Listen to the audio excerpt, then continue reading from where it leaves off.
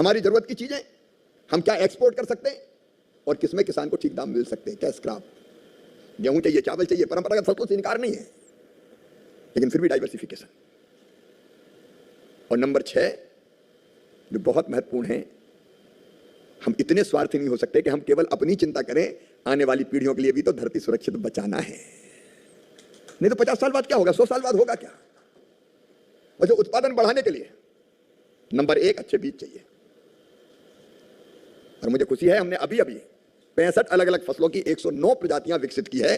जैसे एक बाजरा की प्रजाति है जो 70 दिन में आ जाएगी, आमतौर पे 110 से लेकर 112 15 दिन में आती है, 70 दिन में आ जाएगी, समय बचेगा। धान की 21 में विकसित की जिसमें 30% पानी कम लगेगा। रहीमन पानी राखिए, बिन पानी सब सून। इसमें रुपाई नहीं करेंगे, जैसे गेहूं बो देते हैं सीधे बो देंगे। और खरपतवार अगर होगी तो एक नीदा नाशक है, उससे उसको नष्ट कर देंगे। धान पे असर नहीं पड़ेगा, पानी नहीं भरना पड़ेगा, मचाना नहीं पड़ेगा, तो पानी भी बचेगा, लागत भी बचेगी। ऐसी कई किस्में, नए नए बीज।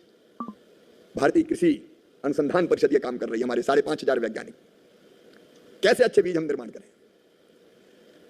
अभी भी कई फसलों में वैश्विक एवरेज से हम नीचे हैं, हमको कोशिश करनी पड़ेगी।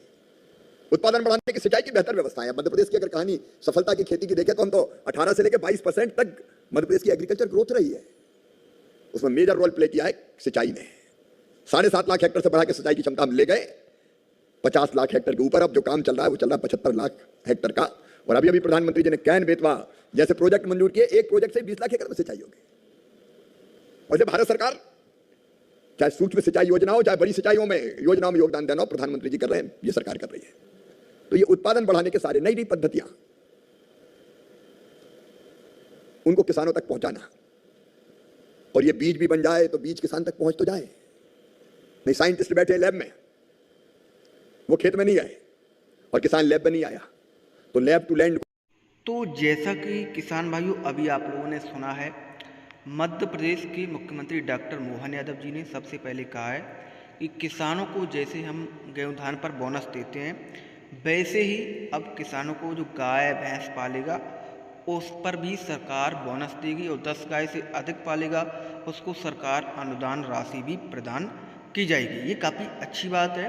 मध्य प्रदेश के मुख्यमंत्री डॉक्टर मोहन यादव जी ने कई बड़े ऐलान किए हैं। उसके बाद पूर्व मुख्यमंत्री शिवराज सिंह चौहान और केंद्रीय कृषि मंत्री शिवराज सिंह चौहान जी ने आज ऐलान कर दिया। उन्होंने कहा है किसानों को राहत राशि का पैसा हम देते हैं, देने का ऐलान किया था हमारे मध्य प्रदेश में। और डॉक्टर मोहन यादव जी की सरकार में लगातार वो मिल रहा है। फसल बीमा की राशि हो, चाहे खेती की लागत कम करना हो, इसको लेकर सरकार ने कई बड़ी कदम उठाए हैं। और सबसे पहले तो आप लोगों को बता दें कि मुख्यमंत्री डॉक्टर मोहन यादव जी का और पूर्व मुख्यमंत्री शिवराज सिंह चौहान जी का पूरा भाषण सुने, फिर आप लोगों को आगे बताएंगे उन्होंने क्या क्या कहा है। दोस्तों, जो टाइम पे वापस करता है 4% ब्याज पे पैसा मिलता है।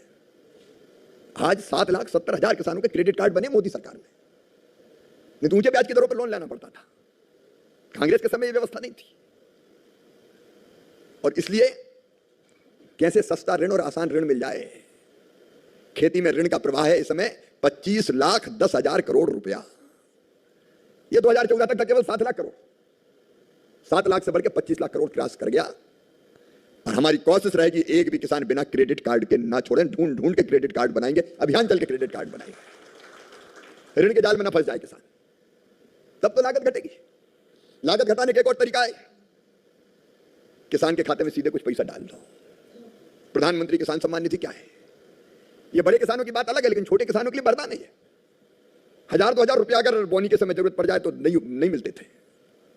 अब सीधे 2,000 रुपया 3 महीने तक लगातार हर 4 महीने में 2,000 रुपया आ जाते हैं। और मध्य प्रदेश में हमने कहा कि 6 पीएम साहब के तो 6 राज्य भी दे दे, तो 12,000 हो गए।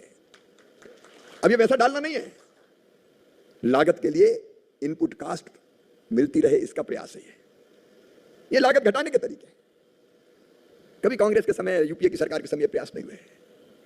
उत्पादन के ठीक दाम देना, मुझे कहते हुए गर्व है कि 2014 तक एमएसपी जो तय होती थी उससे दुगनी एमएसपी आज मोदी सरकार दे रही है। दुगनी एमएसपी। गेहूं धान हम पूरे खरीदते हैं। हरियाणा ने तो सब फसलें खरीदने का फैसला कर लिया। दलहन के लिए, तिलहन के लिए अलग अलग योजनाएं, और खरीदी के आंकड़े भी अगर देखेंगे, मैं केवल दलहन का दूंगा, आपको ज्यादा समय नहीं लूंगा। तो यूपीए की 10 साल में खरीदी हुई थी केवल 6 लाख मीट्रिक टन, और एनडीए मोदी जी के 10 साल में 1,70,00,000 मीट्रिक टन दलहन खरीदी गई। ये आंकड़े हैं। तो ये व्यवस्था करने की जरूरत है। और फिर है प्राकृतिक आपदा में जोखिम का बोझ कैसे हल्का हो। बाढ़ आ गई, बरसात आ गई, सूखा आ गया, इल्ली लग गए, कई बार किसान तबाह हो जाता है। एक बार खर्चा लगा दिया पूरा और उसकी फसल नहीं आई तो क्या करेगा? साल भर का खर्च चलाना है, बच्चों की शादी ब्याह, स्कूल, पढ़ाई लिखाई, क्या करेगा? यूपीए के समय जो फसल बीमा योजना थी उसमें ऊंट के मुंह में जीरा जितनी राशि भी नहीं मिलती थी। प्रधानमंत्री फसल बीमा योजना उससे बहुत प्रभावी योजना है।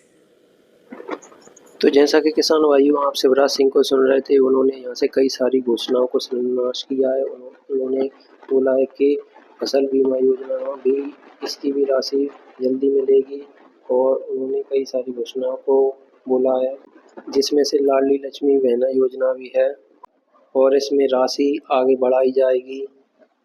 धीरे धीरे राशि 3,000 तक कर दी जाएगी। और उन्होंने कौन कौन सी घोषणाओं के बारे में बताया है, इसके लिए हमें उनका पूरा भाषण सुनना पड़ेगी। तो आइए चलते हैं, उनका पूरा भाषण सुनते हैं, उन्होंने क्या क्या घोषणाएं की है। हमारे यहाँ तो मार्जिनल फार्मर, छोटे किसान, स्मॉल और मार्जिनल फार्मर ही ज्यादा है ना, 86%। जोत के बड़े आकार नहीं है कि सैकड़ों एकड़ जमीन है कि हजारों एकड़ जमीन है। रूस में हो सकती है, अमेरिका में हो सकती है, ब्राजील में हो सकती है, वहां तो हजारों हेक्टेयर जमीन है। हमारे पास तो 2.5 एकड़। तो 2.5 एकड़ में कैसे खेती करें? उसमें क्या क्या करना चाहिए? एक मॉडल फॉर्म बना रहे हैं। उसमें मधुमक्खी पालन भी कर सकता है, मछली पालन भी कर सकता है, पशुपालन भी कर सकता है। हाइड्रोपोनिक्स जैसे नए प्रयोग करने पड़ेंगे। धरती कम हो जाए तो आसमान पे ले जाओ,